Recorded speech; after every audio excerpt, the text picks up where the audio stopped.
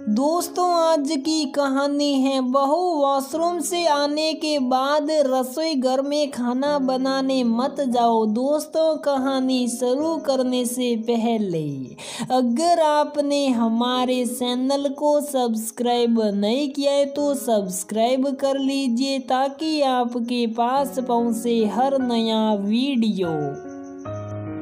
आज सुबह जब मधु मंदिर गई तो वीणा जी के घर के बाहर भीड़ इकट्ठा थी। देखकर कुछ अन्न होने की आशंका हुई, कुछ पूछने की हिम्मत नहीं हुई क्योंकि मधु तो यहाँ बहू हैं और वीणा आंटी के बारे में ज्यादा कुछ जानती नहीं थी। बस इतना पता था कि वीणा आंटी अपने पति परम जी के साथ अकेली इस घर में रहती थी और काफी पूजा पाठ किया करती थी।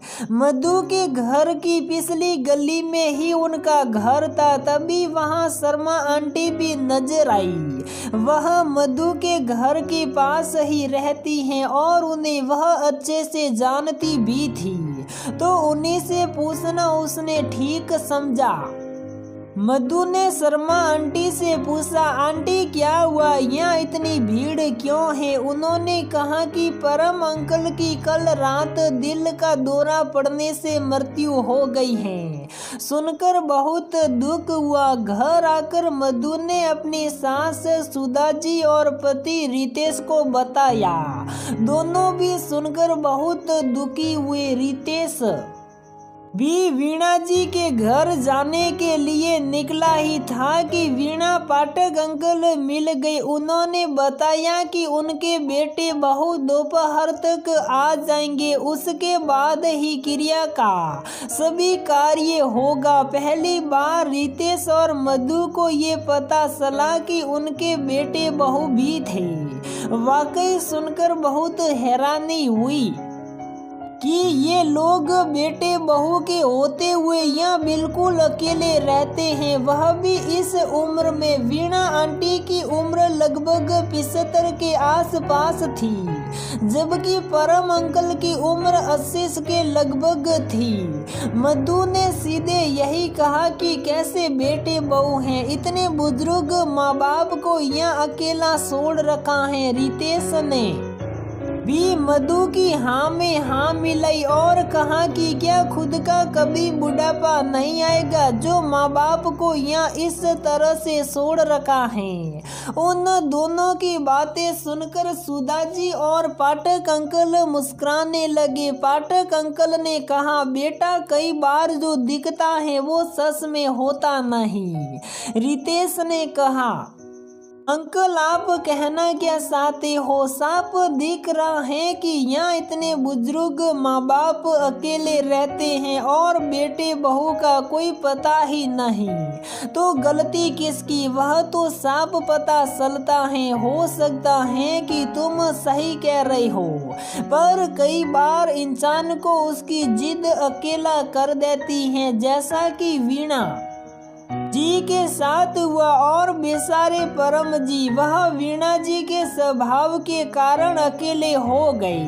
तभी सुधा जी ने कहा कि वीणा जी बड़ी जिद्दी स्वभाव की हैं, उन्हें जो करना है वह वही करती हैं, इसके आगे वे किसी की सुनती भी नहीं। वीणा जी कई तरह के नियम कायदे मानती हैं और ये उम्मीद करती हैं कि उनकी बहू भी वह सब माने जो संभव नहीं। इतनी सी बात पर भला कोई घर छोड़ता है जो इनके बेटे बहू उनको छोड़कर चले गए। रितेश ने कहा, अच्छा चलो, तुम लोगों की सोच तो अलग है, यही अच्छा है।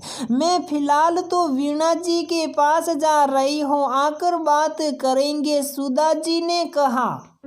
उधर मधु के पेट में ये बात पस नहीं रही थी कि भला नियम कायदे के लिए कोई घर छोड़कर जाता है क्या?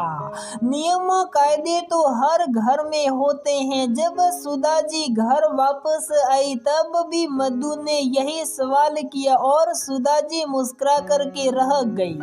वह दिन भर में काफी थक गई थी, इसलिए उन्होंने उस दिन बात करना ठीक नहीं समझा। दूसरे दिन सुधा जी सुबह 3 बजे उठी और उन्होंने मधु को भी जगा दिया और कहा कि जल्दी से नहा लो, मंदिर चलना है। मधु को बहुत अजीब लगा कि इतनी सुबह सुबह क्यों उठा दिया गया, पर मम्मी जी ने कहा है इसलिए इज्जत से वह नहा धोकर तैयार हो गई। फिर दोनों सास बहू मंदिर गए 4:30 बजे तक। जब वे पूजा पाठ के सभी कामों से फ्री हुए उसके बाद मधु ने कहा मम्मी चाय बनाकर ला दूं, तो सुधा जी ने कहा कि पहले पूरा 100 का बर्तन करो उसके बाद चाय बनाना। मधु को बहुत हैरानी हो रही थी कि सुधा जी ये क्या कह रही हैं। मधु ने पूरा किचन में 100 का बर्तन किया, उसके बाद जाकर उसने चाय बनाई। तब तक 7 बज चुके थे और रितेश भी जग चुका था और सभी ने चाय पी, पर रितेश और मधु दोनों हैरान थे कि सुधा जी को आखिर हुआ क्या है। सुधा जी ने मधु से कहा कि जाकर नाश्ता तैयार कर लो। मधु उठी और पहले वॉशरूम में गई। वॉशरूम से आकर वह किचन में जाने लगी तो सुधा जी ने से रोक दिया। मधु चुपचाप गेट पर ही खड़ी हो गई। सुधा जी ने कहा कि पहले जाकर नहा कर आओ, उसके बाद रसोई में जाना। मधु ने कहा मम्मी जी सुबह नहाया तो था। तो सुधा जी ने कहा तो क्या हुआ, वॉशरूम तो गई थी ना, दोबारा नहा कर आओ, उसके बाद ही नाश्ता तैयार करना। रसोई में पवित्रता होनी चाहिए, पृथ्वी की शुद्धि का हमें पूरा ध्यान रखना चाहिए। रितेश ने कहा मम्मी आप ये क्या बोल रही हो। सुधा जी ने कहा कि तुम्हें हम सास बहू के बीच में बोलने की कोई जरूरत नहीं है, और चुपचाप जाकर टीवी के सामने बैठ गई। मधु दोबारा जाकर नहाई और उसके बाद किचन में आकर उसने नाश्ता तैयार किया। जब सबने नाश्ता कर लिया तो रितेश अपने ऑफिस के लिए निकल गया और मधु घर की सफाई करने लगी। तो सुधा जी ने मधु से कहा कि मधु अच्छे से सफाई किया करो, एक जगह पर कम से कम 3 बार पोछा लगाया करो, तब जाकर घर की सफाई होती है। साफ सफाई का ध्यान रखा करो।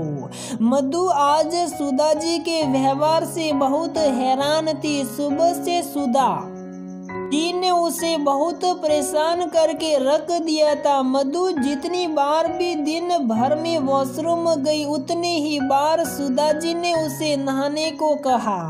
पूरे घर में 3-3 बार उसने पोछा लगाया, बर्तनों को भी बार बार धोया गया। मधु बहुत थक चुकी थी। फिर ऊपर से दोपहर का खाना भी। शाम को जब रितेश घर आया तो मधु की हालत खराब हो चुकी थी और वह रोने लग गई। उसने रितेश से कहा आज मम्मी जी ने मुझे बहुत परेशान करके रख दिया है, आखिर वो ऐसा कर क्यों रही हैं, समझ में नहीं आ रहा है। रितेश सीधे सुधा जी के पास गया और उसने कहा माँ आखिर आपको हो क्या गया है, ये क्या नियम बना रहे हो। सुधा जी ने मुस्कुरा कर कहा तुम लोग एक दिन भी बर्दाश्त नहीं कर पा रहे हो।